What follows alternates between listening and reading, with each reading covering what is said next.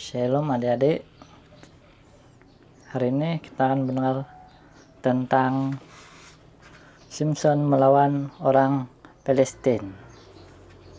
Mari kita dengar sama-sama. Di kota Zora ada seorang lelaki yang bernama Manoah dari suku dan yang tinggal bersama istri dan anak lelakinya.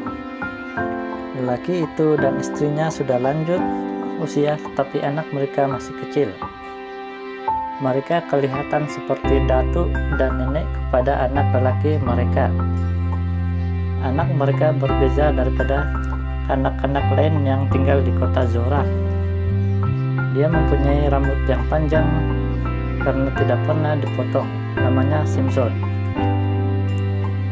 Pada suatu hari, Simson datang kepada ibunya dan bertanya, "Ibu, mengapa rambut saya panjang? Kenapa rambut saya tidak pernah dipotong seperti rambut kawan-kawan saya?" Ibunya mulai menceritakan tentang dirinya. "Inilah sebabnya anakku, selama ini ibu dan ayahmu tidak mempunyai anak. Ini membuatkan ibu sering merasa sangat sedih. Tetapi beberapa tahun yang lalu, seorang lelaki yang berpakaian bersinar-sinar datang melawat ibu. Pada mulanya, ibu merasa takut sebab ibu boleh merasakan bahwa orang itu adalah malaikat Tuhan.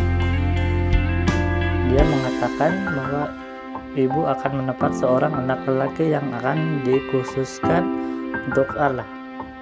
Dari kelahirannya sehinggalah kematiannya, dia akan menjadi seorang yang istimewa bagi Tuhan.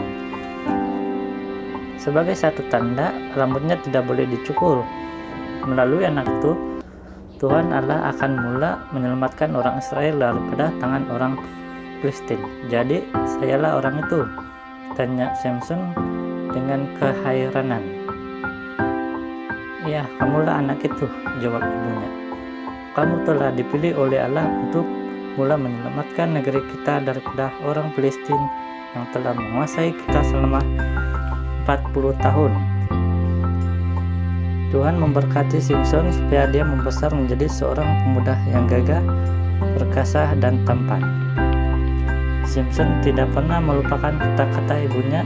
Sejak hari itu, dia bertanya di dalam hatinya, "Bagaimana saya dapat memulakan tugas yang diberikan oleh Tuhan kepada saya?" Dia mendengar dengan teliti setiap kali orang bercakap-cakap tentang perkara jahat yang dilakukan oleh orang Palestina kepada orang Israel. Dia tahu bahwa waktu Tuhan untuk membebaskan maksudnya sudah dekat. Simson meningkat dewasa dan semakin berani. Dia mulai melawat kawasan-kawasan di mana orang Palestina tinggal.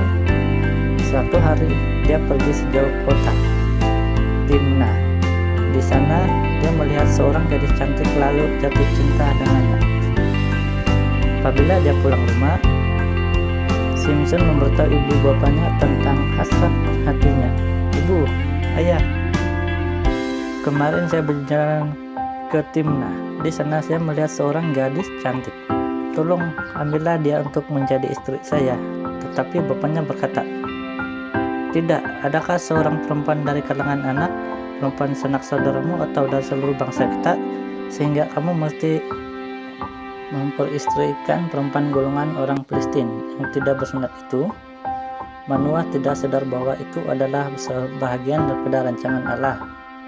Simson perlu berdepan dengan orang Palestina sebelum dia dapat menghukum mereka. Jadi dia pun terus merayu, "Ambillah dia untuk saya karena saya menyukai dia." Akhirnya, ibu bapak Simson bersetuju dan mereka pergi bersama-sama ke Timnah. Semasa dalam perjalanan, mereka melalui sebuah ladang anggur yang cantik dan luas. Tiba-tiba mereka terkejut dalam ketakutan. "Aum, aum!" Seekor singa yang sedang mengaum keluar dari ladang anggur itu, seolah-olah bersedia untuk menyerang. Pada suatu situasi yang mencemaskan itu, kuasa Allah turun kepada Simson. Simson masuk ke dalam ladang untuk berdepan dengan singa yang siap menerkam, lalu membunuh singa itu dengan tangan kosongnya. Tetapi Simpson tidak memberitahu hal itu kepada ibu bapaknya. Kemudian mereka meneruskan perjalanan ke Timnah. Di sana Manoah dan istrinya menyatakan maksud kedatangan mereka kepada ibu bapak gadis itu tentang hasrat Simpson ingin mengawini anak perempuan mereka. Apabila mereka bersetuju, Simpson dan keluarganya pun pulang ke rumah dengan gembira. Beberapa hari kemudian, Simpson pergi melewat rumah gadis itu lagi. Apakah dia melintasi ladang anggur? Dia berpikir, saya akan lihat apa yang terjadi kepada singa yang sudah saya bunuh itu. Apabila Simpson sampai di situ, dia sangat heran. Di dalam bangkai singa yang sudah kering itu ada kawanan lebah serta madu mereka. Simpson mengambil madu itu dengan tangannya lalu memakannya. Hari perkawinan telah tiba. Rumah gadis di Timnah itu sangat sibuk.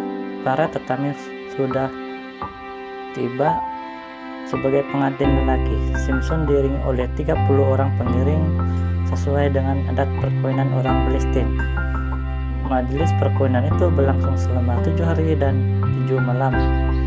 Pada malam pertama, Simpson berdiri dan berkata pada kawan-kawan Filistinnya, saya mau memberikan teka-teki kepada kamu. Jika kamu dapat memberikan jawaban yang tepat kepadaku dalam masa 7 hari acara jamuan ini, saya akan menghadiahkan kepada kamu 30 helai pakaian linen dan 30 pakaian persalinan. Tetapi jika kamu tidak dapat memberikan jawabannya kepadaku, maka kamulah yang harus memberikan 30 helai pakaian linen dan 30 pakaian persalinan. Maka kata mereka kepadanya, sebutlah teka-tekimu itu supaya kami boleh dengar. Berkatalah Simpson kepada mereka, daripada yang memakan keluar makanan, daripada yang kuat keluar manisan, sekarang coba selesaikannya. Selama 3 hari, pengiring Simpson yang berbangsa Palestina itu terus berpikir, tetapi tidak seorang pun yang dapat memberi jawaban yang tepat. Kepala mereka mulai sakit untuk memikirkannya. Siang dan malam mereka berpikir tentang teka-teki itu. Pada hari keempat, mereka pergi berjumpa dengan istri Simpson dan berkata, pujuklah suamimu supaya dia memberitahu kami jawaban teka-teki itu. Kalau tidak, kami akan membakar kamu beserta seisi rumah ayahmu. Adakah kamu mengundang kami untuk menjadikan kami miskin? Tidak begitu, bukan? Perempuan muda itu menjadi takut. Dia pun berjumpa dengan suaminya dan berkata, beritahulah jawaban teka-teki itu kepada saya. Apabila Simpson enggan memberitahunya, istrinya datang berpot kepadanya sambil menangis terisak-isak dan berkata, kamu bukannya benar-benar mencintai saya. Kamu memberi teka-teki kepada sahabat-sahabat sebangsa saya, tetapi kamu tidak memberitahu saya jawabannya. Maka Simpson menjawab, ayah dan ibuku pun tidak saya beritahu, apatah lagi kamu.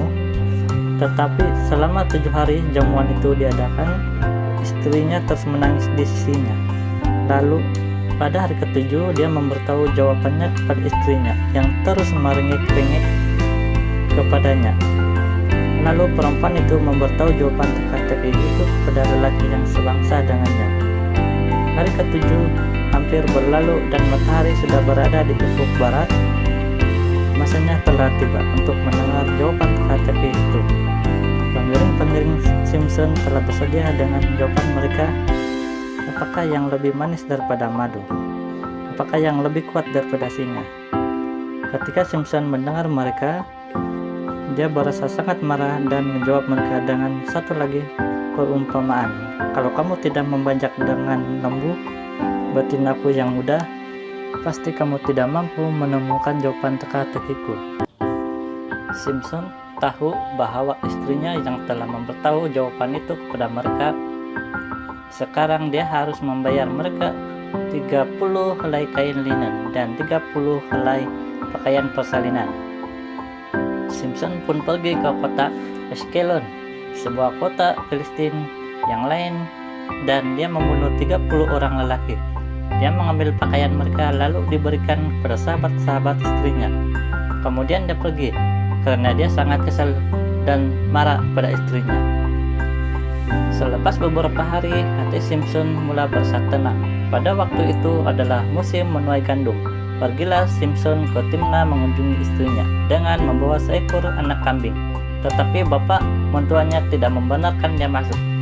Kata mentuanya, "Aku sangka kamu amat benci istrimu, maka aku akan memberikannya kepada kawanmu. Bukankah adiknya lebih cantik daripadanya? Baiklah, kamu ambil dia menggantikan istrimu." "Saya tidak mau adiknya," jari Simpson dengan marah. "Kamu telah melakukan kesalahan yang besar dengan menyerahkan istri saya kepada lelaki lain. Saya mempunyai hak untuk membalas orang Filistin.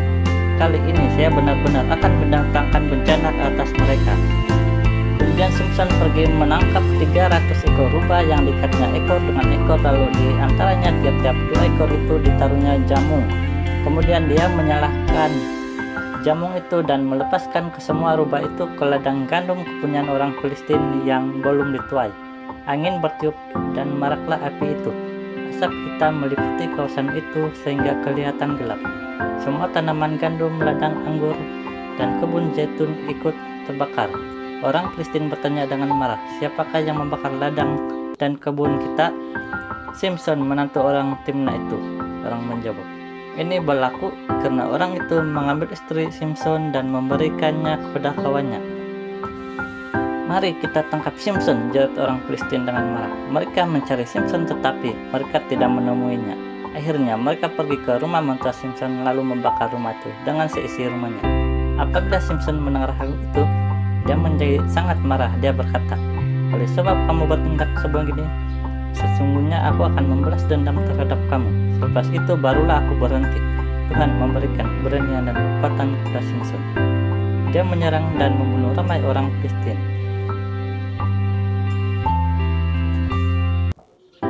Kemudian dia bersembunyi di sebuah gua bukit batuan di Etam, di wilayah Yehuda.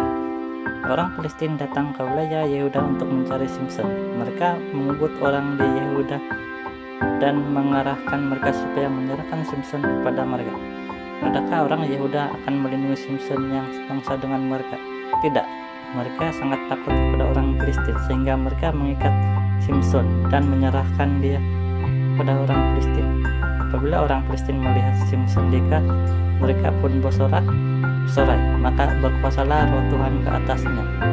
Tali-tali pada tangannya menjadi seperti batang rami yang telah habis dimakan api, dan segala ikatan hancur tanggal daripada tangannya. Simpson menemui tulang rahang keledai yang masih baru, lalu digenggamnya tulang rahang itu dan memukul sehingga mati 1000 orang Filistin. Bolu membasahi seluruh tubuh Simpson dan dia berasa sangat lemah dan haus. Dia tersungkur ke tanah dan berseru kepada Tuhan, "Ya Allah, melalui tangan hamba-Mu ini, Engkau memberikan kemenangan yang besar. Tetapi kini adakah aku akan mati kehausan dan jatuh ke dalam tangan orang Filistin?" Allah mendengar doa Simpson lalu membelah biang batu dan keluarlah air dari situ. Simpson minum dan menjadi kuat dan segar semula. Dia tahu bahwa Tuhan telah mendengar doanya. Dia menamakan mata air itu In Hakuri, yang berarti mata air orang yang berdoa. Melalui kemenangan Simpson ke atas orang Filistin, orang Israel mula memahami bahwa Simpson bertindak dalam nama Tuhan ketika dia mengalahkan orang Filistin. Selepas kemenangan itu, Simpson memerintah sebagai hakim selama 20 tahun atas orang Israel dalam zaman orang Filistin.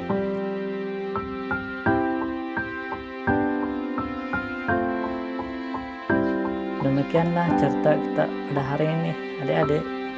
Bye.